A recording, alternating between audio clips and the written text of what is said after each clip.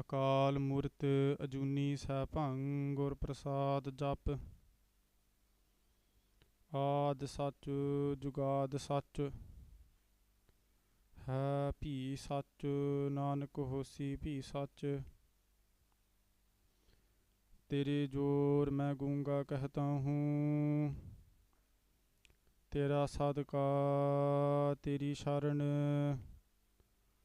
डंडौत बंधन अनेक बार सर्ब कला समरथ डोलन ते रखो प्रभु नानक दे कर हथ डोलन ते रखो प्रभु नानक दे कर हथ वाहिगुरु जी का खालसा वाहिगुरु जी की फतेह. Okay, so today's talk is going to be on Rehat Maryada. It's a scary topic for some. Some people get really freaked out by it. Like, I love this. It's kind of a taboo subject for some people. Like, why do we have to do this? Why do we not? Our talk is going to be a bit different. We're not going to be forcing anything down anyone's throats. It's going to be more of a reflective one. So kind of making ourselves realize what is the point in Maryada in the first place, because that is a genuine question. Why should we be doing this in the first place? Why not just live happy-go-lucky? And then from there, we're going to kind of move on to what changes we could bring about in our lives, because we do actually have structures in place already in other parts of our lives, and it's just about pushing them into our Sikhi spaces too. Oh, I forgot, it's not on here. Next one. Okay, so first and foremost, why Maryada? Why should we follow Maryada? What's the reasoning for it? It's a good question. Now, the first reason is because as the Khalsa, we are Serpang. Now, we see and hear the word Serpang come in the Mool Mantra all the time. The word Serpang means to be self-existent, self-reliant. And what that basically means, the quality is they do not ask anyone for help. They do not need to be born or to be killed by anyone. They don't need to ask anyone's permission to do anything in this world. The Khalsa is an ang. The Khalsa is a limb of Akal Purkh Waheguru. So the Khalsa, when you sustain yourself, you also have your own set of rules. That's why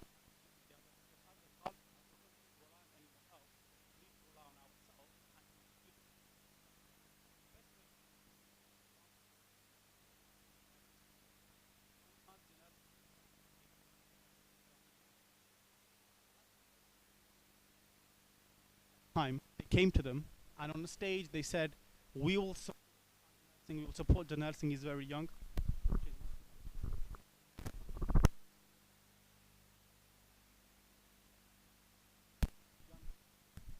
But if he ever needs anything, if he needs anything, we will stand with us for people.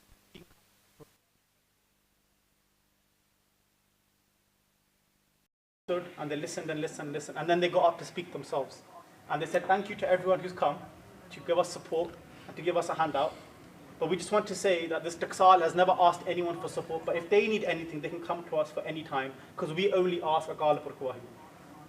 Reason being is the Khalsa is completely self-existent. We don't rely on anyone. Other people may go to different people for support, for advice. Why? Because we have our own Maryada.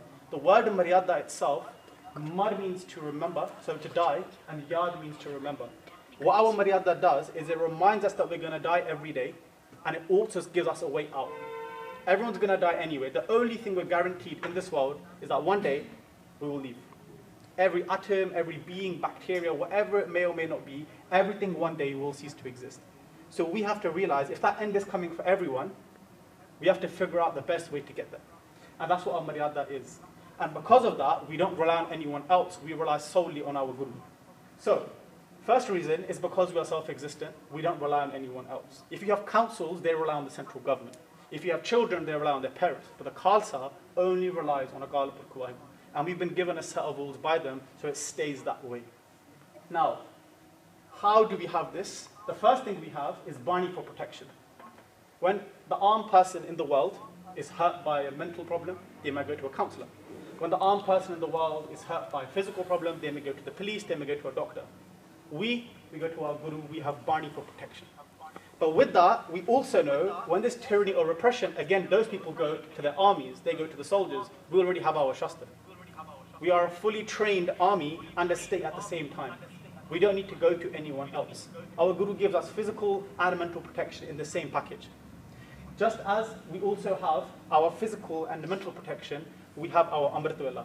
Now, Amrit Vela, one of those things, people even make memes about it. There's all sorts of things about Amrit Vela being difficult. It's supposed to be hard. Whatever in life is hard is worth it. Anything that's easy, anything that has a low buying price, usually isn't worth it, that same. Amrit Vela is supposed to be difficult. And why is it supposed to be difficult? Because everyone in the world needs regulation. Everyone in the world needs to be regulated somehow. Some people watch films, some people go to certain people, some people say certain things to themselves. The way we keep ourselves regulated as the Khalsa, the prescription, is Amrit Vela.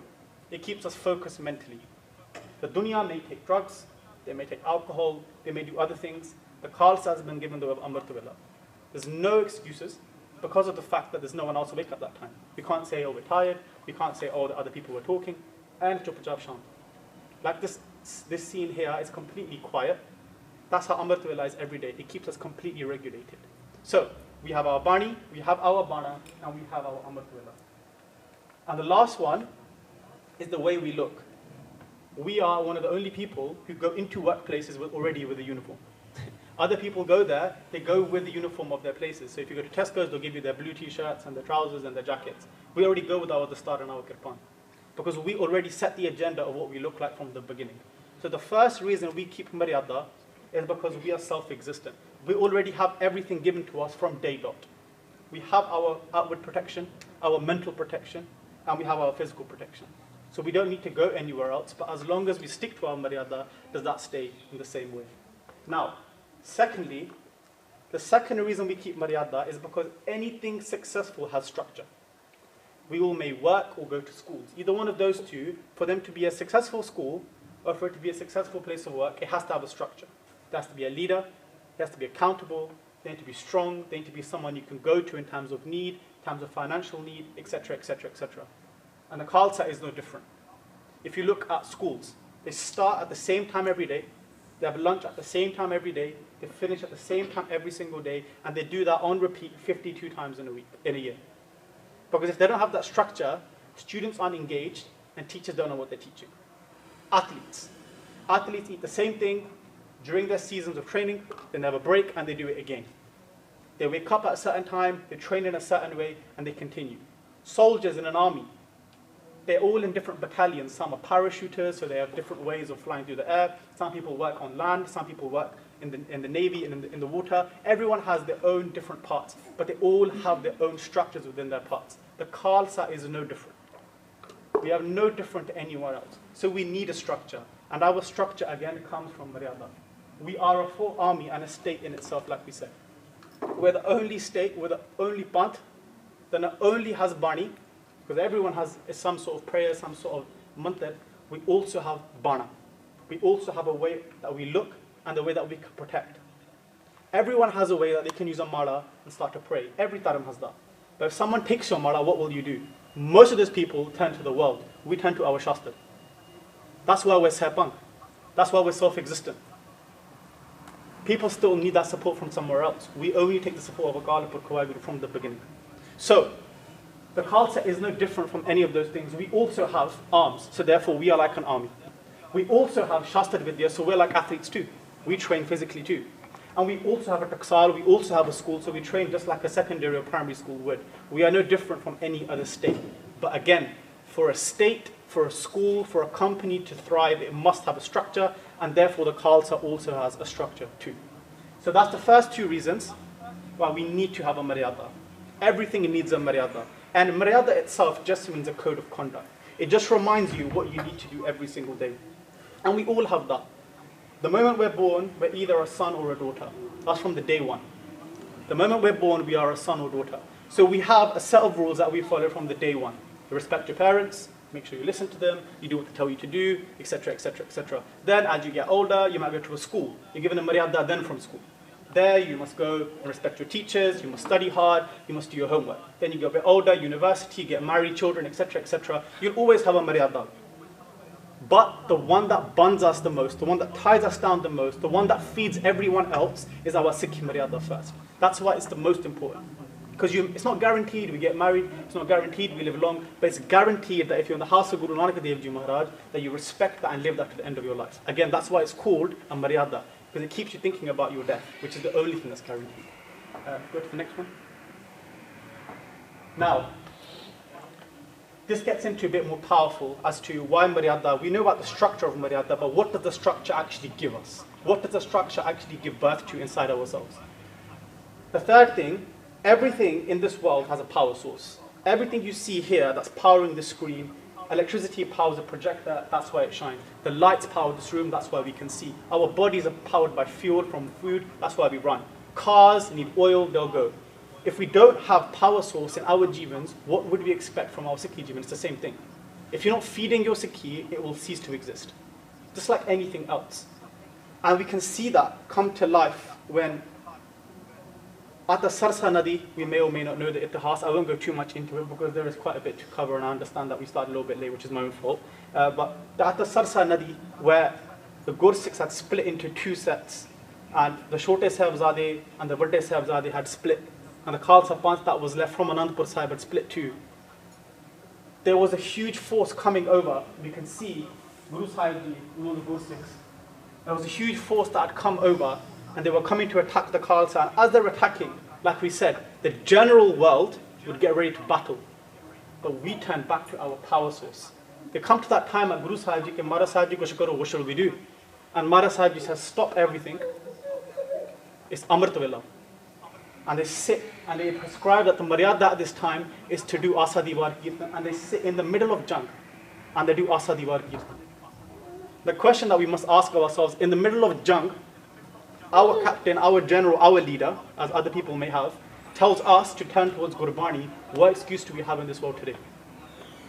Also, Sameh, when everything had turned against us, everything had turned against them, they still kept their focus on Gurbani. Today, what do we have today that we're running away from in that level of haste? Nothing. But Ajib, we move away from Gurbani. So our power source, just like a phone has a charger, without a charger the phone doesn't work. Our power source is Gurbani. You see our phones as like our Sikhi, and if you don't charge it, it stops working very quickly. It reminds me of a Sakhi actually of Bhai Dilbir Singh Ji. At the time, just many 40, 50 years ago, Bhai Dilbir Singh Ji was someone who had a very different life before they came into Sikhi. They were someone who used to have certain sangat, and because of that, they started using drugs of the world. And unfortunately, it got to a point where they'd become very addicted to them, and their sareer wasn't where it should be. And some of the Singhs who stayed with Sant Kartar Singh Ji had seen them. And what they had done, they bought them. Actually, they came in the back of a wagon. They couldn't even walk. They were that kind of intoxicated. They bought them in the back of a wagon, and they brought them to Sant Kartar Singh. And when they brought them to Sant Ji, they said to them, okay, Baba Ji, I'm done. Like, there's nothing else I can do. My body is full, my mind is full. I need help. And they said, Koi nahi. They said, there is no greater doctor than Guru Gobind Singh Ji Maharaj. And they said, tu Jati Sahib da Path karega. They said, wake up Amrit Vela and start doing Jati Sahib. And they said, that's fine. I've got nothing else to do anyway, so I'll start doing Jati Sahib. But what happened was, when you start to take a lot of intoxicants, your brain, it doesn't know the difference between night and day. And that's why you see a lot of people who take drugs, they walk around at night. You start to lose sleep, and you start to kind of lose track of what is day and what's night. And they would say, I don't know when's day, when's night, I don't know when's Amrit Vela, it becomes very difficult for me. And they said, don't worry, that's really good for you, because now you can wake up Amrit Vela all night. Idakar, stay awake, and you can be given the duty of waking up the Singhs who are going on rods. So they stayed awake, and they would go and wake up the Singhs, and the Singhs would go and have a shnan, and then would go do their rods. Now, over some time, they got very good at their job because they were always awake. So they never missed a moment where they could tell someone to go do a rod. Over the next month or so, the Singhs started complaining to Sant Kartar Singh that they don't even let us sleep properly. They wake up about 30 minutes earlier, go get ready, go to Vishnu and hurry up. Because they didn't sleep anyway, so they thought I'll wake them up 30 minutes earlier. Now, Sant Kartar Singh would come to Bhai Dilbir Singh and say to him, Bhai, the Singhs have said something, like, why are you waking them up so early? And they said, look, I don't sleep anyway, so I thought it's nice to wake them up a little bit earlier, wo bhi ishnan karke chal jan on time. And Sant Kartar Singh said, look, for every Singh you wake up early and they complain, that's 5 Japji Sahibs that you have to do. Every single Singh that you wake up who's being woken up earlier than they should be, that's 5 Japji Sahibs. They said, okay, I'm awake anyway. So they started doing them. One Singh was 5. Then they carried on, 15 to 30, 40. And the Pratap means the power of Jati Sahib became so much in their life. We're talking about someone who had no Sikhi at all. And just using the power source of Gurbani, they went from doing one Japji Sahib, and they said in their own words, they got to the point they were doing 400 daily. And this is someone who couldn't even sleep at one point, and now stays awake 24/7. Now, if you don't sleep, even 6 hours, 7 hours a day, they say you lose about 2 or 3 years of your life. For someone who doesn't sleep for the rest of their life doing Gurbani, to have no mental or physical problems, again, it just shows us, as the Khalsa, our power source is Gurbani. And that comes from our Maryada. If we imagine walking and you take one leg off, you won't walk very far. A lot of your things in your life start to become limited. In our Sikhi journey, you start to see in the same way. If you take Gurbani away from us, you've essentially debilitated your whole ability to progress in your Sikhi. And if you don't have Sikhi, what do we really have? We have the shatar, we have the umbrella of Guru Nanak Dev Ji Maharaj's hand on our head. But that only stays so long as we keep building that connection with them. And that comes from Gurbani. So our Bani, reading Bani for us, is our power source for tools against any obstacle. We're very lucky in the sense that we don't need to run to any other second, third person. We go straight to our Guru, and that protection is straight direct because it sees us as their sons and daughters, which is not actually seen in every dharam. Certain dharams don't see Akal Purkh Waheguru as our father, and they don't see us as their children.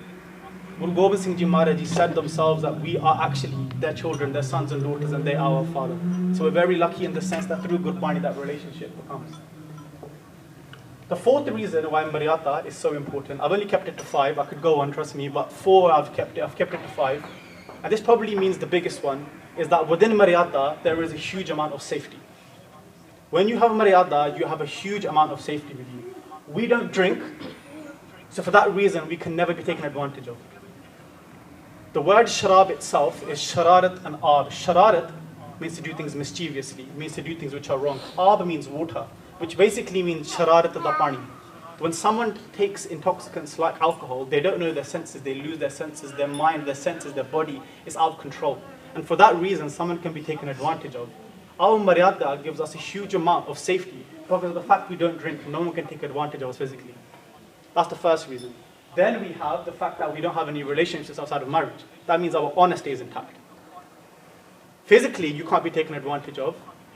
And then also, your reputation within Sangat, that can't be taken advantage of because of the fact that we don't do anything outside of marriage.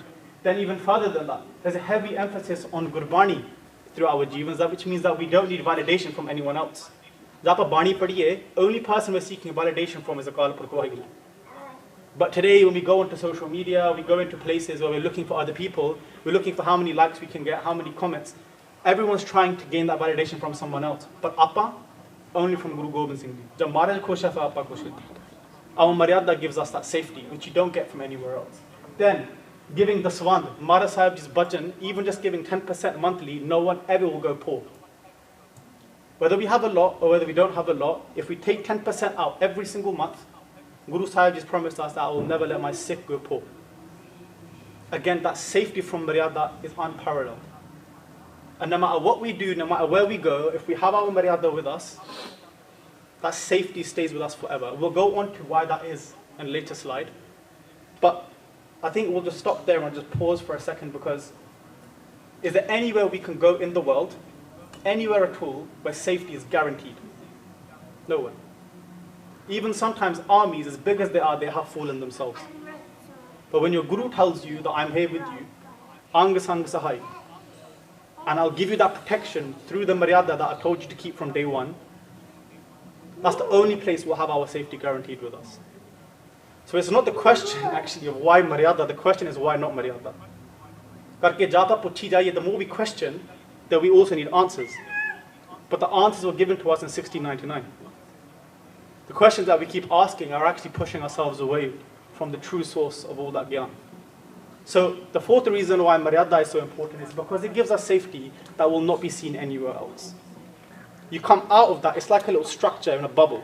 You stay in the bubble, you're protected. You come out of the bubble, there's no guarantee. And the last reason I've left it is that once you do all of these things, you start to see instant results. The results become so clear, and they become so clear-cut. It might be hard to pick up Amrit to Allah, but do it for a week and you'll notice a change in your life instantly. The anxieties, the depressions, the focuses on the small gallan, they start to wipe away so quickly. The reason why that is because you're now connecting with the source of a nectar, and you're not connecting with the source of poison, which is the world. Your first connection becomes that. The first food you eat becomes a Galpur Kuwaiguru. The first focus of your mind becomes a Galpur Kuwaiguru. When that's the first thing that you do, the first step you take in a day, how can there be anything other than just another? So the instant result starts to come. And it's funny because if we look at the life of an athlete, if we look at the life of a CEO, they live very, very difficult lives. They have maybe 12-hour days, sometimes they have to even check up when they're eating and what they're sleeping and where they're going, where they're not going. But we don't call their lives restrictive. Actually, we spend our lives trying to emulate them. We say we want to be like this football player, we want to be like this person, we want to be rich like them. But their lives are very difficult. And the reason we don't call it restrictive is because we see the results. That's the only reason. We spend our lives trying to emulate them because of the fact that we see the results. But the difference here is everyone wants the trophies, but no one wants a training ground. But in Sikhi, hand in hand, they come. You have to put in effort every single day, but once you put in effort, it's only the things that are hard that are worth doing. And so when those results start to come from keeping Maryada, when you get the Shanti of the man, when you start to see that you don't need to go into the same bakar of the world, you start to get that gratification from Akalpur Kuwaiguru, the results start to come, and then you start getting more motivated. And so I just condensed it down to 5 reasons, which I feel like might apply to us being in the youth and a few of us who probably have gone through the same kind of struggles. That it's not why Maryada, it's why not Maryada. Because you take away Maryada, and then we could be led anywhere. Maryada gives us a safety, it gives us an attachment to Guru Gobind Singh Ji, who is the greatest leader of all time, but also God themselves on earth. And so the question is why would we want to be attached to anywhere else? And so as we move through the rest of the slides, I think it's important to mention that we shouldn't let Maryada be something that we scare ourselves with, because we all have a Maryada, like I said. There's a Maryada for everything. Driving a car, there's a Maryada on the road. Wearing your clothes, there's a Maryada for tying your shoelaces. Everything has a Maryada. So why would there not be one for Sikhi? But just remember who you're doing it for. That's the difference. It's that same Guru who gave up their 4 sons, their mother, their father, everyone for us. That's who we keep the Maryada for. It's the same Guru Sahib Ji who left their home on 4 different udasiyan so they could do prachar to save us.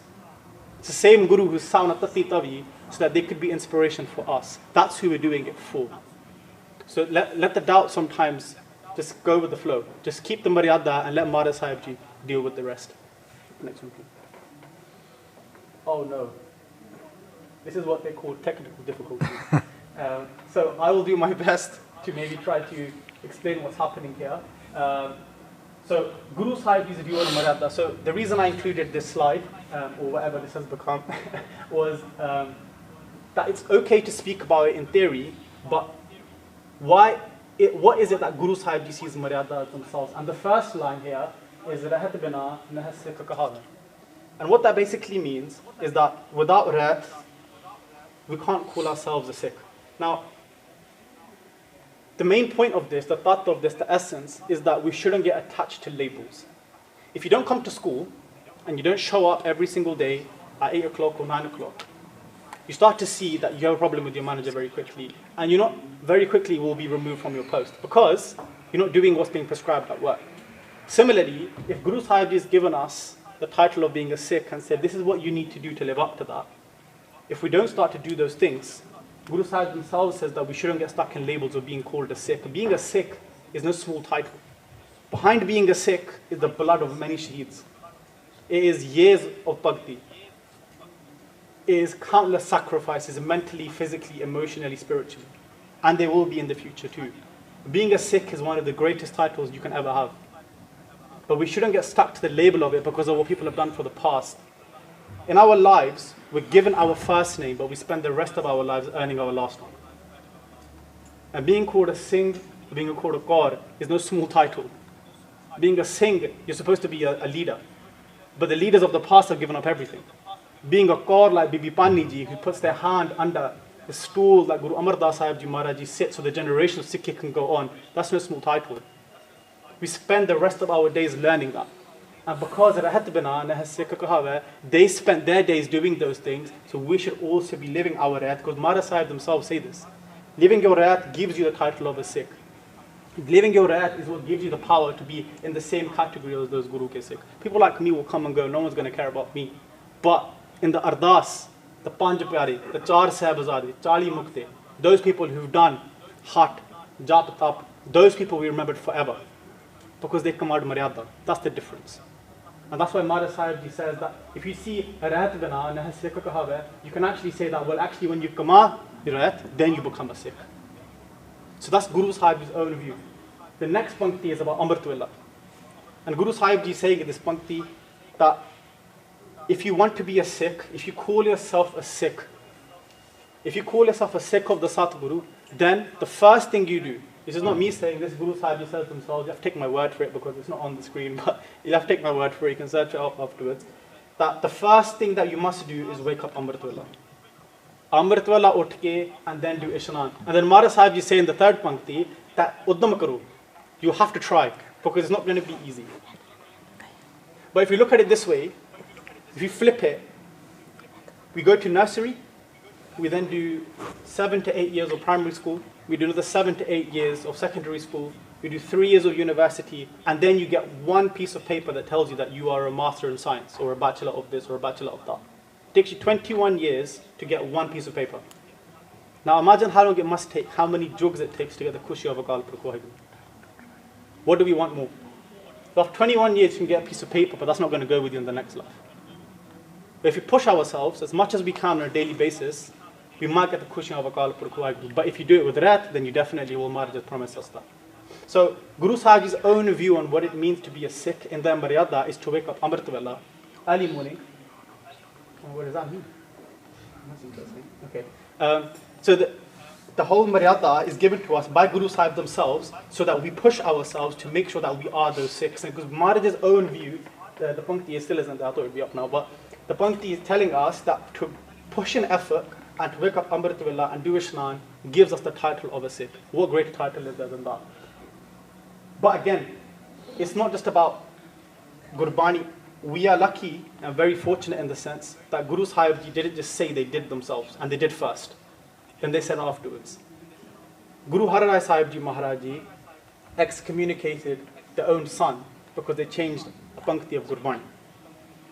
Now you might think, what does that have to do with the Maryada? Because when the rules are set and the rules are broken, Maharaj Sahib themselves has set the bar so high, even their own family members, Guru Sahib ji removes. Now for us, how do we see that? We see in the sense that Guru Sahib ji gives so much importance to this that their own family members were not even not subject to it. Why would we be any different? We can go to even Guru Gobind Singh ji Maharaj ji. When in 1699 the butt of Amrit was ready, all the Panj Pyare were given Amrit, and then Guru Sahib ji goes on one knee themselves in front of Bhai Daya Singh ji. And when they go in front of Bhai Daya Singh ji, they say to Guru Gobind Singh ji, Maharaj Sahib ji, you are the King of Kings, you are God yourself. Why would you need Amrit? You are not born, you do not die. You don't ask anyone for anything, but you're here on one knee asking us for Amrit. Why? And they say, because it's a hukam from Akal Purkh Waheguru. Everyone must take Amrit. And they say, well, we've given up so much to take Amrit. What will you give? And Maharaj Sahib ji says, I've already given up my father, and in the future I'll give my mother and my children too. Now, we ask ourselves the question here, okay, what is Guru Sahib ji's view? Guru Sahib ji's view was such that they were ready, and they did sacrifice their own family just to take Amrit and keep Maryada. This is a factual part of Ittihas. Guru Sahib ji say this before they take Amrit themselves, that I will give up my family if needed, just to keep the Sikhi of Guru Nanak Dev ji Maharaj ji flowing. And so it makes us think as well that we live in an age today, we live in a time where everything is given to us at our footsteps. Everything. We don't have to make sacrifices like this. But when they didn't need to make them either at the back then, they gave up so much. The question is, what do we give today? And so, I think if we move, can we get to the bottom part of the slide or? No? Okay, it's fine. We'll go on to the next one. The next one, yeah. Yeah, it's okay. Okay, so, just go down a little bit further. Thank you so much. Okay, so this is interesting. It's like improv here because half of the slide is cut off. It's quite interesting. So, price of Maryada was the next slide. Price of Maryada essentially means what does it cost? What is the value of keeping Maryada? Now, I thought we'd start off with just our ittihas to see what Gursikhs have done who are not just people of ittihas. We are very fortunate in the sense that every single person I name is either our brother, our sister, or our guru. The blood flows the same. These are our ancestors, but also our own family members. That kalsa, that khande bata da amrit flows through their veins the same way it did for us. We are able to push ourselves to these limits if we push ourselves enough because of the fact that we've been given this protection from Akal Purkh Waheguru. What have people given from Maryada in the past? The Sahibzade, Chote Sahibzade, 9 and 5, they're standing in the court of Wazir Khan and they're being told that we will make you kings. We will give you land, we will give you money, we will give you anything you want. Any desire you have, we'll fulfill it. And they still chose to keep. 18 and 15, Baba Jujar Singh Ji, Baba Ji Singh Ji. They stand in jung against 1.8 million. If this happens on the news now, it will take over everywhere. This is just a normal occurrence for a Guru ka Sikh. They stand in jung. And at that time, they could have said, no, it's fine. We don't want to die. Many people do that. They run away in jung. No. They fight and they still attain Shahidi, keeping their Maryada intact. Guru Tegh Bahadur Ji Maharaj, they were told if you don't convert, your cease will be cut from your body. Guru Sahib Ji willingly says, I will never. They say actually at that time, they say everyone who comes into this world will leave at some point. I'd rather leave how I came. Guru Ka Sikh. That's the price of Maryada. Bhai Mati Das Ji, Bhai Sati Das Ji, Bhai Dayala Ji, who came with them. They were sawn in half, they were burnt alive and boiled alive. All were given the chance as well, if you leave now, you don't have to die such a death. But they chose that price for Maryada. Bhai Anok Singh Ji Babbar, they had nails put through their body, their feet, they had all sorts of torture, which I won't go too much into. And they were hanging upside down from the roof. Even so, to the point where they couldn't even speak.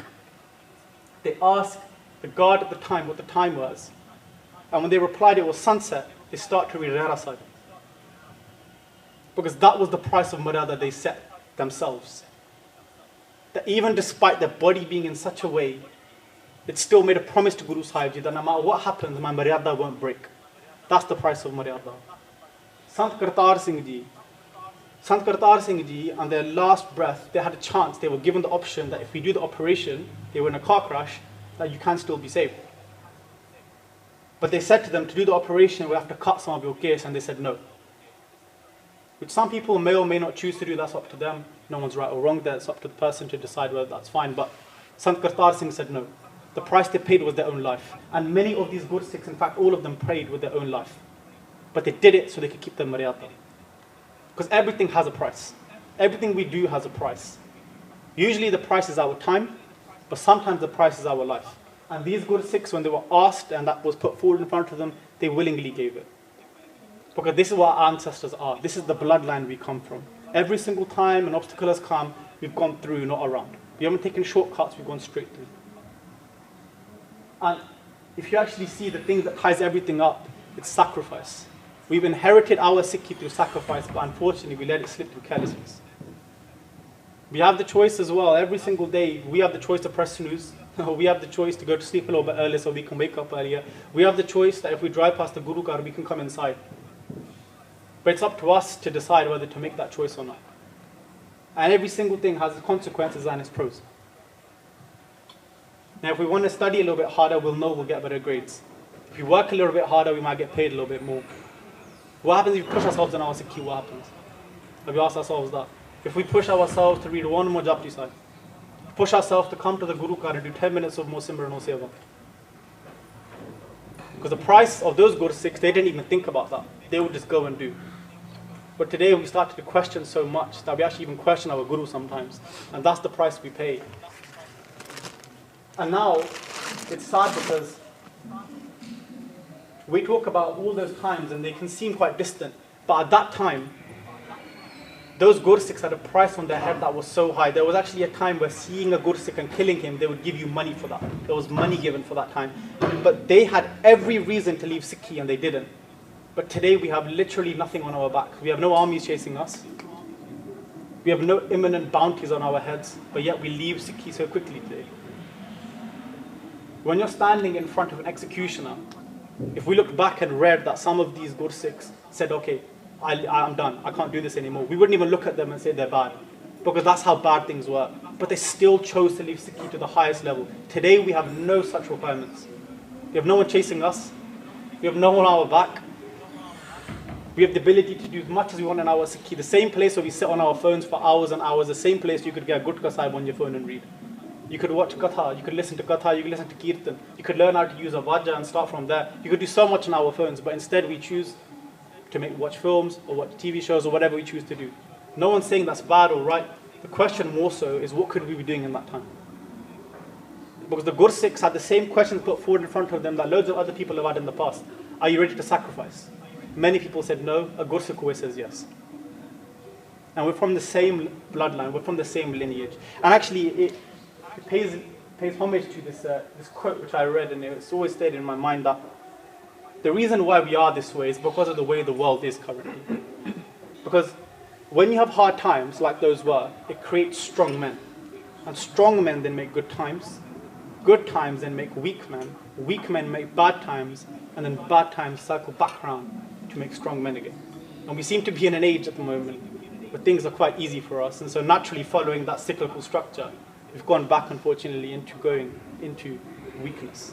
The reason that happens is because everything is so easy for us. We literally live in an age where if you want food, clothing, healthcare, it will come to your door.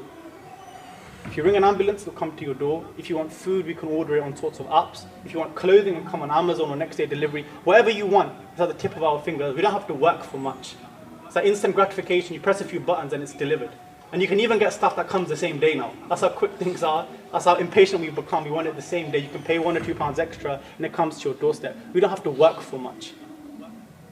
But we'll go into the Puratan Maryada in a bit, where there used to be a time where Gursikhs would travel for days just to get darshan of Guru Granth Sahib Ji Maharaj. It just in from where I'm from, down in West London, near Southall. Everyone probably knows Southall quite well. There's 13 Gurudwara Sahibs just in Southall itself. You literally cannot go down the road without missing a Gurukar. But yet still people do not go to the Gurudwara in Southall, which is crazy to think. And the question starts coming in our own mind is, there were Gursikhs, Gursikhs would come from so far just to come to see their Guru. But today we don't even have to travel anywhere far. We could come out of our house and sometimes we're blessed enough to even be living within a walking distance of our Guru Gars. But who will go in the future? It's a question to ask. If you don't come home one day, your parents ask you where you are, they get worried. If you don't go to the Guru Gar every day, what kind of a relationship are we building for the future with our Guru? I think I have actually the slides on my laptop. I can probably go from here too a little bit. So this bit line here is that if we actually read all the Sakhiyan, and Chamkaur Sahib especially, now the Pangani Dajod, we see that most of those Gursikhs fought like lions so we can live like kings today. But unfortunately we start to become sheep. And Marid uses the word sheep a few times in the Ratname, and the reason why that is because a sheep can be pulled and pushed anywhere. Without Shastra and Ges, Maharaj Sahib, you say we become sheep. And the reason that is because we break the Maryada. We break the way we look and we break the way we act. And if you break those two things, you can be pushed and pulled in any direction.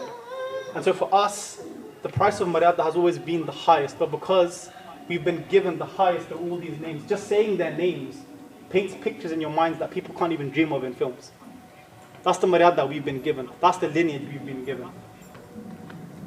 So I think I don't think we have much time. I think we're supposed to be finishing up. We've got a few minutes. I won't go too long. I've tried to keep it short on purpose, but I think we're already finishing soon. But there's one thing to say, that Maryada isn't supposed to be easy. I think that's that taboo subject that everyone thinks is supposed to be easy. It's not supposed to be easy. It's not supposed to be easy. But ask ourselves this: the price of discipline is high, but the bill from regret is much higher. If we think afterwards, yes, this is difficult. Yes, it costs a lot to do this. It might cost me some time. It might cost me some money. Yes, the price of discipline is high, but the bill from regret, when that comes, you can't pay that back, and that's generational. And when you start to realize how much it costs is when our children in the future, our sangat around us, see our parents, see us, and wake up, they're not going Gurukar, and then we want them to do the same things. It becomes a lot difficult then, because they'll look back to us and say, but we don't do it ourselves. Then we want those same safety structures for our children, which Maryada promises, but because we don't live it ourselves, it becomes so much more difficult, and then that passes down. So they say if you want to be a change your jivan first. The changes that you want to see anywhere, whether it's in the Gurukars or in your families, it starts to change very quickly when we start to change ourselves. And I think it's important to look at Sikhi in the sense that these names are like chapters in a book. Sikhi is a book that's never going to stop writing. It will remain forever. Guru Sahib has given us that button many, many times. And if we think of it, from Guru Nanak Dev Ji Maharaj Ji to Guru Arjan Dev Ji Maharaj, that's one chapter. There, Maharaj Sahib in Shidi Pati, they left their homes to Prachar. Many Gursikhs, Harmandir Sahib was built. We go from Guru Arjan Dev Ji Maharaj to Guru Gobind Singh Ji. There was junks, and the Saint Bhagats then become Sant Sipahis, and they go into the junks and they fight, and they become Shaheed in that way. And Guru Sahib Ji gave Shaheediyan. Then we go from Guru Gobind Singh Ji Maharaj Sahib Ji into the missile period, and there we see what kind of level of sacrifice going into the jungles, living where there was no food, nothing. And then from there until, he said, 2000 time, where Harmandir Sahib was attacked, and then we have Jodhe like Sanjay Singh who come and inspire us. And the thing is that that book doesn't stop writing. And we are now the next chapter. And the same way that we read at the heart of the past and we get inspired, we have to ask ourselves, if people who come in 100 years' time and read this part of the heart, will they be inspired by what we do today? Are we doing the same level? Are we pushing ourselves to the same level that one day we can be inspiration for future generations? Not that that should be our goal, but naturally by living Maryada to the highest level, we push ourselves into those categories. Because being a Guru Ka Sikh is our job now to maintain. No one else is going to do it. If we've taken Amrit and we've born into the house of Guru Nanak Dev Ji Maharaj Ji, these Gursikhs have come and they've done their best. They've given everything, and that's why we'll remember them forever. Their names will remain forever. But we are now, whether we like it or not, we are the next chapter of Sikhi. Every single one of us. And we read about them and they keep us afloat. Will we keep the future generations afloat by the actions that we commit today? Are we pushing ourselves in our Nitne Manav ke koi dekhe ke this person in the 21st century, where they had every reason not to come as Sikhi, they lived, and they read Gurbani too, in an age where they could have done everything and it was instant gratification, they lived Sikhi. Will they be inspired to read it too? You know, sometimes when we watch a film, and there gets to a point in the film where like there's a horror bit, and there's that person who goes to that door and you're like, don't go in that door, the monster's inside the door, there's a demon in the door, don't go in there. And you're screaming at the TV like, don't do that, don't do that, don't do that, and they do it anyway. Let it not be that we are at the place where people look at us in the future and think, they look back at our jivans and thought, why were you doing those things then? Like you knew exactly what to do and what not to do. Let it not be that they look back on our chapters and think, why were you doing those things? I wish you hadn't done those things, I wish you hadn't done those things. But the beauty is that we've been given all of these examples already in our house. The job now is just to keep on doing. And it does take change, it takes a lot of effort, it takes a lot of courage, but what you don't change, you choose. And if we keep ourselves the same, then unfortunately it seems that we've chosen to do that. And it takes a lot, but doing something like this is a big way, a big step in the first place. They say that you are the net worth of the 5 people you keep, but it's a bit of a toxic way to think about life, so let's replace that with Sikhi. You are the Sangat that you keep. And coming here and just learning 5 to 10 minutes about our Sikhi, our Ittihas, because that's our job to do that, that's like one step. They push ourselves in the right direction to go on for that. So yes, what you don't change, you choose, but if you choose it, then you will change. And I think that's one small thing that we can do, is even just start coming to these monthly, is it monthly talks or is it weekly? Weekly talks. So just coming to these weekly talks, that's one step. Then learning, applying one thing from each talk, that's a change.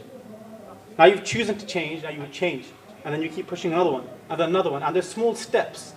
They start to become very, very quickly huge leaps. And then other people will see you take those steps, and it becomes very contagious very quickly. That's the power of Sangat. So, I've gone into Bharat and Maryada, and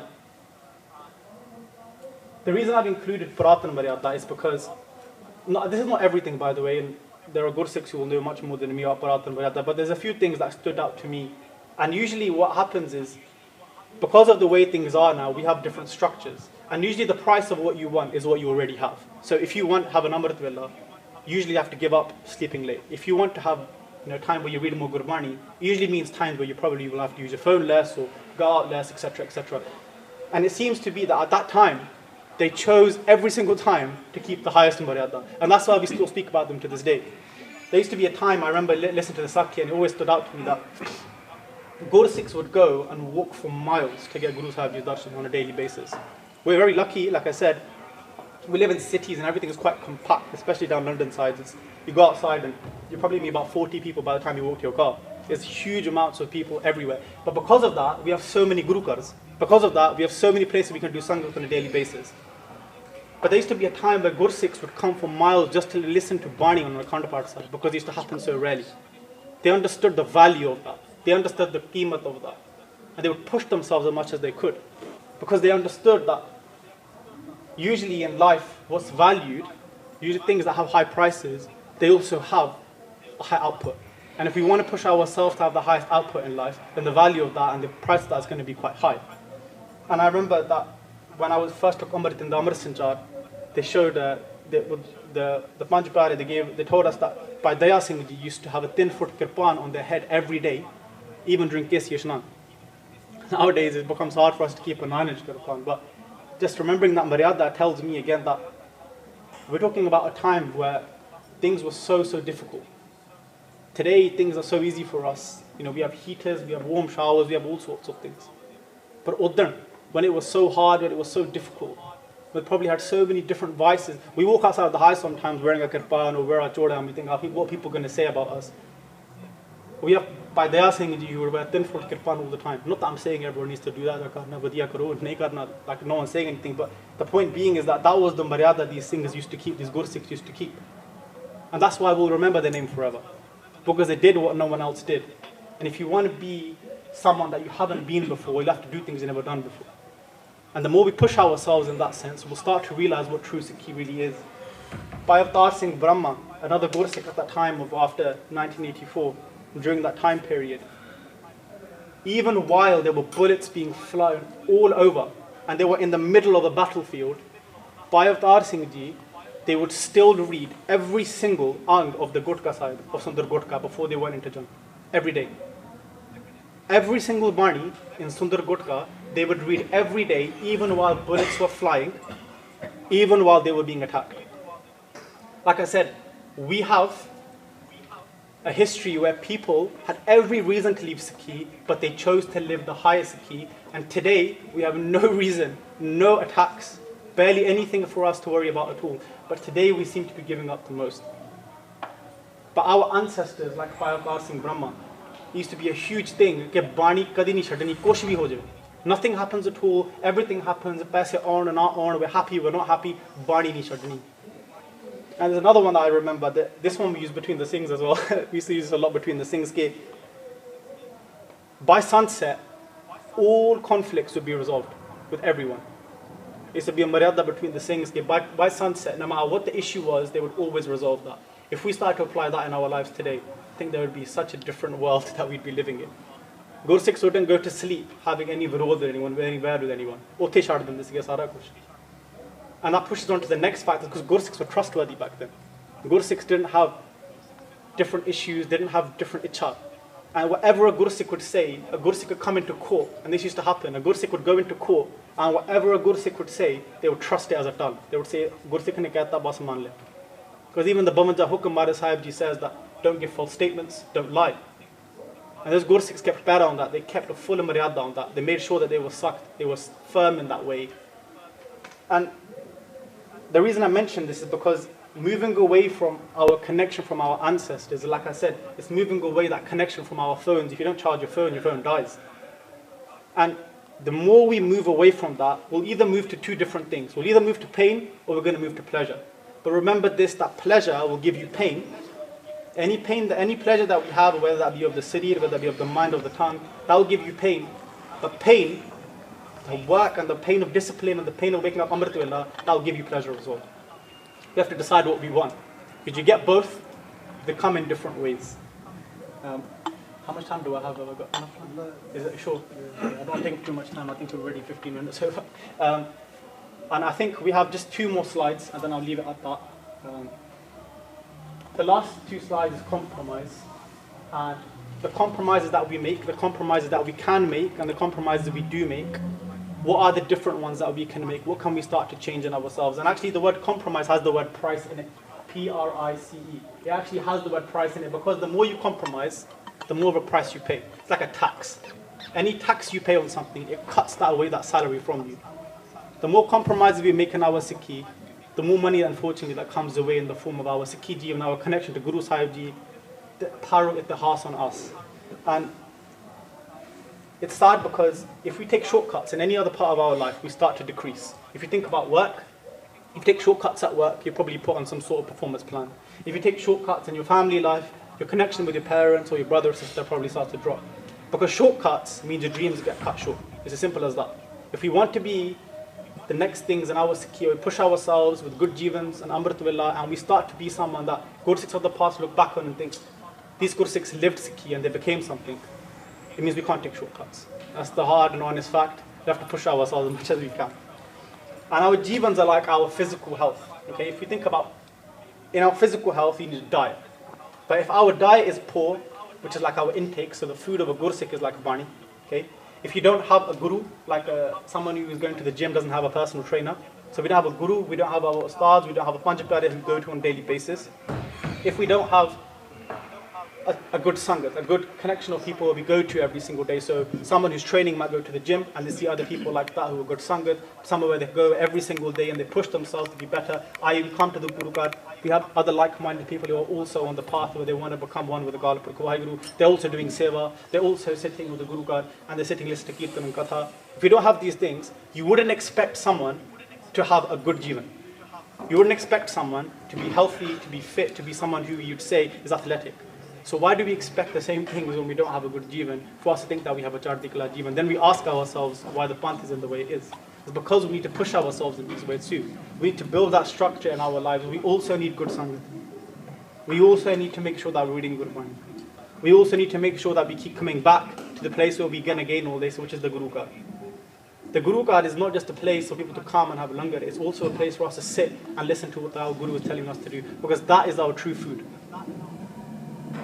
If we don't come to our Guru Kards and we don't do the seva, if we don't come to our Guru Kards and we don't sam this asthan that Guru Sahib has given to us, they say you only realize what you have until it's gone. And unfortunately, if one day it came and we weren't able to go to the Guru Kard as much, we weren't able to live and listen to Katha and Kirtan like we are able to in Guru Kards, that's when you start to realize what we really miss out. Like I said, compromises. We've made so many compromises that even things like Katha and Kirtan, which actually Maryada wise is something that we're supposed to listen to every day, they become amazing for us. And they should be, but imagine the feeling that you feel listening to Katha and Kirtan every day. Imagine the feeling you would feel by listening to Ittihas every day, by having motivation in our Sikhi every day. Imagine how much further we would be. Some compromises we make daily, I thought I'd just mention some, which are ones that we all mention. Our case, trimming our case, cutting our case. Some people, even my own parivar, when I was first keeping my case, they would say to me that I don't look very neat, you don't look very tidy. But we forget that neatness isn't the goal, the identity was the goal. To stand out in front of everyone and say, this is the way that Galpur Guru made us, that was the goal in the first place. The second one is something that a lot of them, I'm pretty sure the Norjaman probably understand this a lot more. Netflix and PS5 late at night. When you sleep late, what's going to happen? You're going to wake up later in the morning. That's where Amritullah gets difficult. So whatever you do before is going to bear weight what you do in the morning. Another compromise, if we make it, if we change that, Amritullah starts to become a lot easier. Yes, it has a price, but the compromise is higher. And reading less Barney, like we said, if you study less, you'll see a direct impact on your results at school, at university. So if you read less Gurbani, how are we expecting a Chardikla Gur Sikhi when it comes hand in hand? What do we expect from our Sikhi journeys? The more we push ourselves in school, the more you push yourselves in being someone who goes to the gym, the more you push yourselves in any part of your life, you'll start to see the results come quicker. So if you push yourself in your Sikhi, what's the worst that's going to happen? The Guru Sahib, you might be happy with us. Is that not what we're here for in the first place?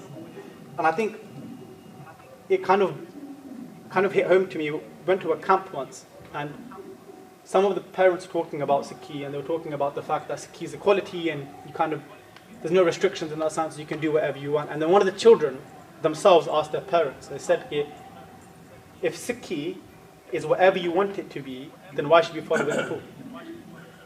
And it was something that I was shocked that a child actually asked their parent, and it stood out to me, and it made sense that if everyone has their own version of Sikhi,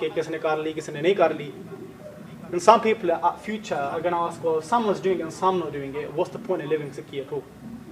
Our job is that we've been given the diamond, it's our job to keep and protect it.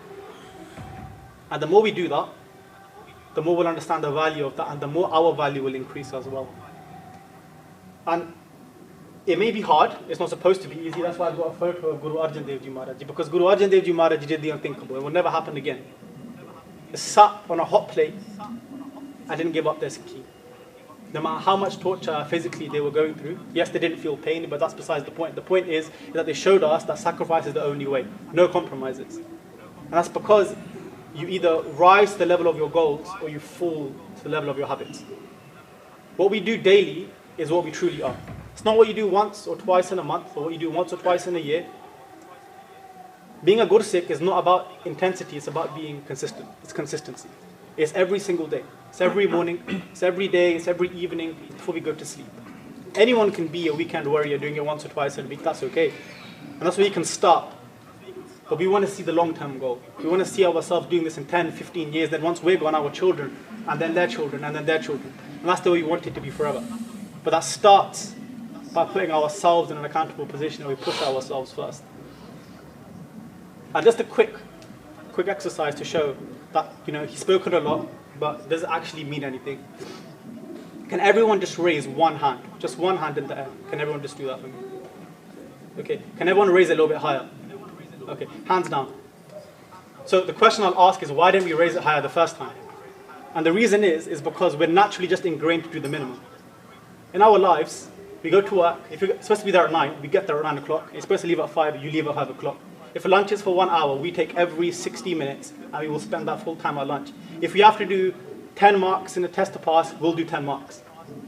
But the way of a Gursikh can never be mediocrity ever. Guru Arjan Dev Ji Maharaj Ji saying on a tati tavi is not mediocrity. Baba Deep Singh Ji having their seas cut off their own shoulders is not mediocrity. Guru Arjan Dev Ji Maharaj Ji, Guru Gobind Singh Ji Maharaj Ji giving up their parvar so we can live Sikhi today is not mediocrity. Mediocrity and Gursikhi don't even come in the same sentence. They're not even in the same country. But unfortunately, we started to attach them so much. To understand that being a Gursikh is not being mediocre at all. You're above average. In fact, average wants to be like what a Gursikh is. And so, the compromise here is what we already have. Like we said, the price of what you want is going to be what you already have. It's going to take a lot from us. It'll probably take our ego, our time, a lot of mental battles. But think about who we're pleasing. We're pleasing Agal Purkh Waheguru. And there's nothing greater than that. So, I'll just finish off on this last slide. I must ask apologies again that we've gone over time. But I've been assured that apparently it's Kulla time, so that's good.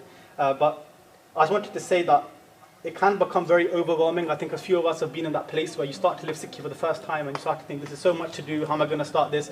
And there's a saying that always sticks out to me is that the best time to plant a tree was 20 years ago, and the second best time is now. And what that essentially means is that you can look at a tree and think, this is so big and so grand and it's got so many parts to it. This was once a seed. Yes, it was. But the next best time to start planting that seed isn't 10 years later, and it isn't next week, and it isn't tomorrow. It's right now. Because no matter what you do, you'll always have more growth than the next time you start. So, coming to these talks, coming to camps, coming to the Guru Garh, it only means something if we take something away and push ourselves. And that's one step that we can take with ourselves. You don't have to tell anyone. You don't have to share that. It doesn't mean that you have to go and announce it on a stage.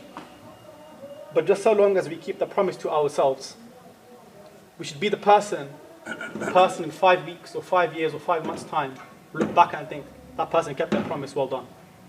Keep those promises to ourselves now and we'll see them bear much fruit later on.